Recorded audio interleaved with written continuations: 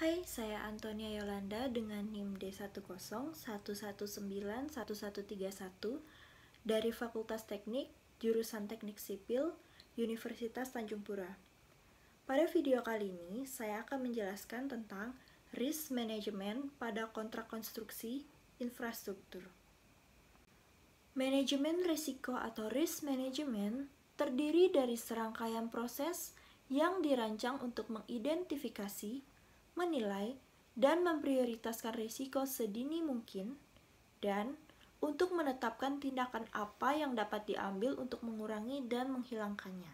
Secara garis besarnya, kenapa manajemen risiko itu penting?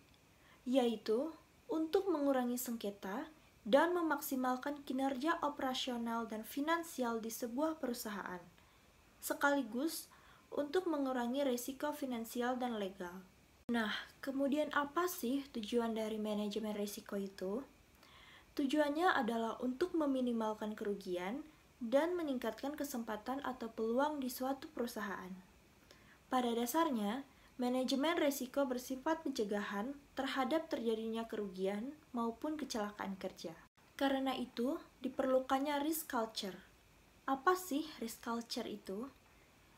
Risk culture adalah suatu budaya perusahaan yang dalam segala keputusan maupun pelaksanaannya selalu mempertimbangkan berbagai faktor risiko dan mengambil langkah-langkah mitigasi yang diperlukan. Jika dalam diri sudah ada risk culture, otomatis di dalam setiap mengambil keputusan sudah mempertimbangkan risikonya. Dan risk culture ini harus ditumbuhkan oleh atasan yang ada di perusahaan ke bawahannya, karena akan sulit jika hal ini tidak dimulai dari atasan. Sebelumnya sudah dijelaskan bahwa risk management adalah suatu proses di mana yang pertama adalah identifikasi, kemudian kita menilai risiko sedini mungkin, dan menentukan langkah menguranginya. Ini adalah langkah fundamental dalam risk management. Yang pertama, identifikasi. Yang kedua, kita menilai risikonya. Lalu yang ketiga, kita buat analisa untuk memprioritaskan risiko. Baru kemudian langkahnya untuk menghilangkan atau mengurangi risiko tersebut. Nah, apa saja risiko perusahaan? Risiko perusahaan secara garis besar dapat kita lihat di slide berikut ini.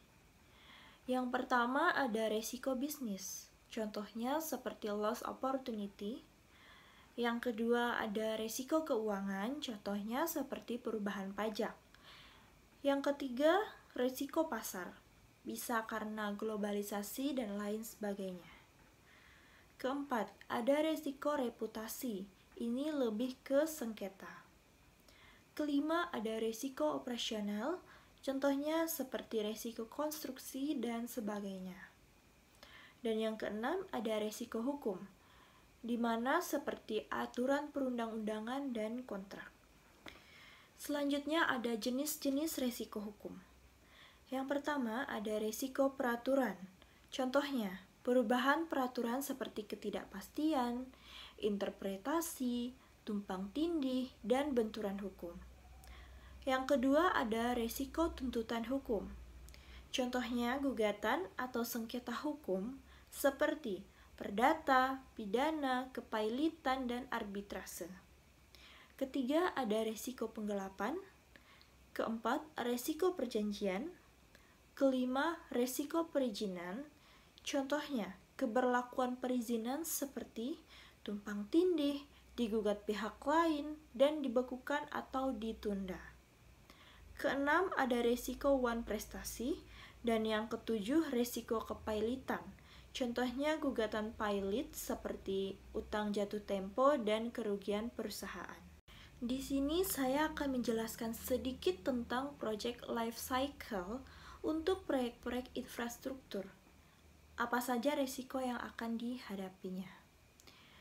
Studi kelayakan sebelum proyek infrastruktur itu dibuat, tentunya ada studi kelayakan. Inisiasi proyek, lalu ada pengadaan, serta operasi dan pemeliharaan. Untuk studi kelayakan, ada hal-hal yang harus kita cek, seperti yang pertama, Legalnya sesuai dengan ADART perusahaan dan peraturan perundang-undangan. Kedua, sosial dan lingkungan sesuai AMDAL. Ketiga, ada teknikal yang bisa dibangun dan dijangkau. Serta keempat, ada finansial, di mana 30% equity dan 70% loan. Untuk pengadaan, ada konsultan agreement yang akan membuat dokumen-dokumen tender untuk konstruksi. Setelah proyeknya selesai dibangun, kontraktor perlu melakukan operasional dan pemeliharaan. Kalau untuk jalan tol sendiri, biasanya kontrak operasi dan pemeliharaannya adalah perusahaan investasi itu sendiri, tapi bisa juga perusahaan lain. Sekian untuk video kali ini, atas perhatiannya saya ucapkan terima kasih.